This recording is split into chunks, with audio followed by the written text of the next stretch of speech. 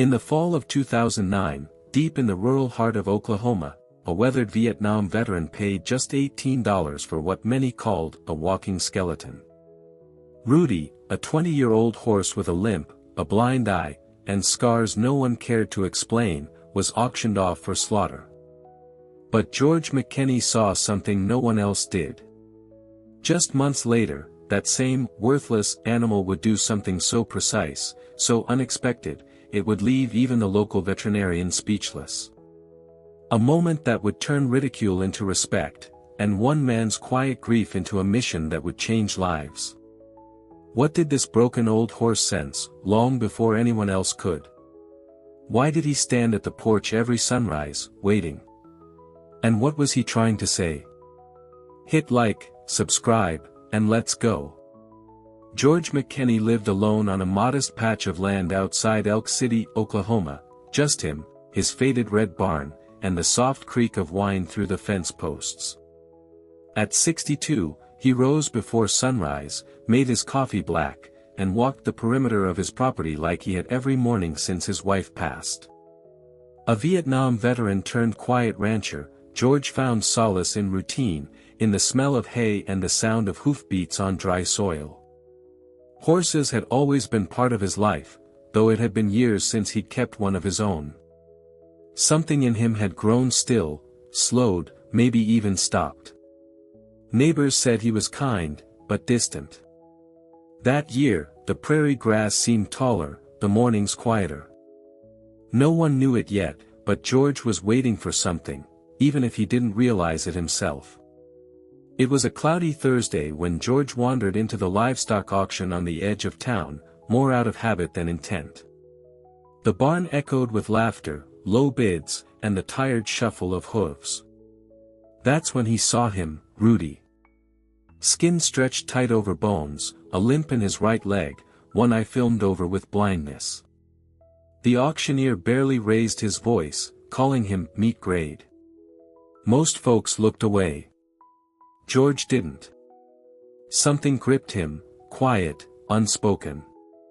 He raised his hand. $18. A chuckle from the crowd followed, but George felt no shame. He loaded the horse onto his trailer without a word. On the ride home, Rudy didn't make a sound. George wasn't sure what he'd just done, but deep down, something stirred. A step had been taken, and there was no turning back. Back on the ranch, it didn't take long to see just how broken Rudy really was. His ribs jutted like fence posts, his steps uneven, and his left eye barely tracked movement. George did what he could, fresh hay, clean water, soft bedding in the old stable, but Rudy hardly touched his feed. Some days he wouldn't rise at all.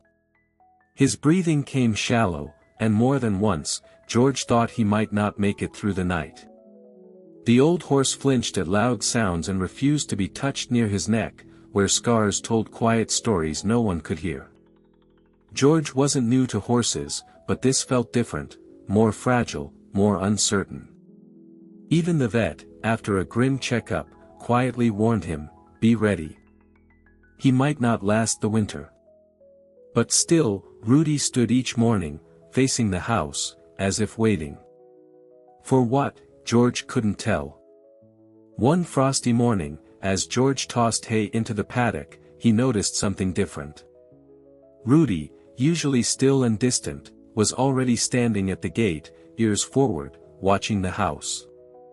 Every morning after that, the old horse was there before sunrise, waiting in silence. George began speaking to him softly, offering pieces of apple, brushing him in slow circles. Something was shifting. Rudy's limp remained, but his eyes grew clearer, his appetite stronger. The vet, Dr. Rains, returned for a checkup and raised an eyebrow. "I'll be damned," he muttered under his breath. George started journaling small changes, posture, appetite, small responses. It wasn't a miracle, but it was movement. Healing, even if slow, was happening. And in George's chest, that still place began to stir again, with something he hadn't felt in a long time: purpose. One bitter January morning, the wind howled low and sharp across the plains.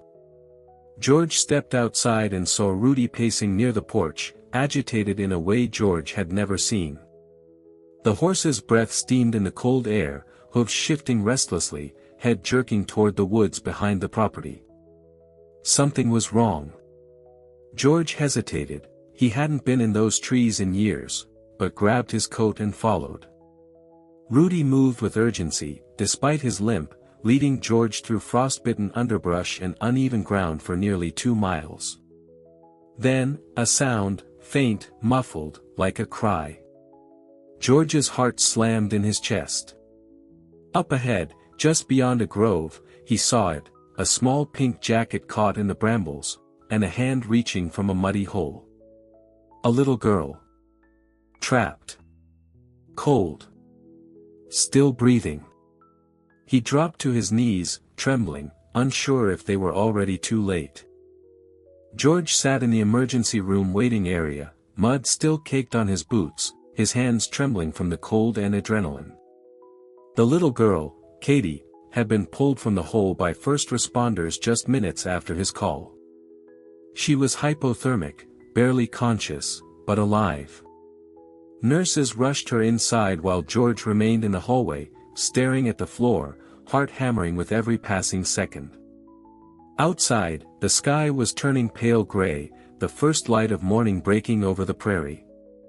He couldn't stop thinking about how Rudy had known, how he'd led him, step by painful step, to that exact spot. No one else could have found her. But now, there was only silence. No updates. Just waiting, and the quiet weight of hope clinging to the air like frost. Hours later, just as the sun rose fully over the flat Oklahoma plains, a nurse stepped into the waiting area. "She's awake," she said simply. George stood frozen. His breath caught in his throat. Katie had survived. She was weak, but coherent, asking for her grandparents and the horse. Doctors said another hour and the outcome would have been different. Word spread fast in town. First responders couldn't believe how the old, crippled horse had found her. Even Dr. Raines returned, stunned silent as he watched Rudy calmly standing by the pasture gate that evening, as if nothing had happened.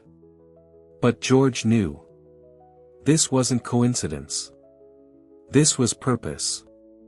A creature once discarded had saved a life. And just like that, everything changed. Rudy had given more than a miracle, he'd given meaning. Again. A year later, George often found himself standing quietly beside Rudy's paddock, brushing the old horse's weathered coat as the prairie wind whispered through the grass.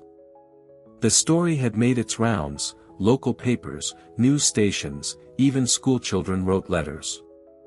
But for George, it wasn't about attention.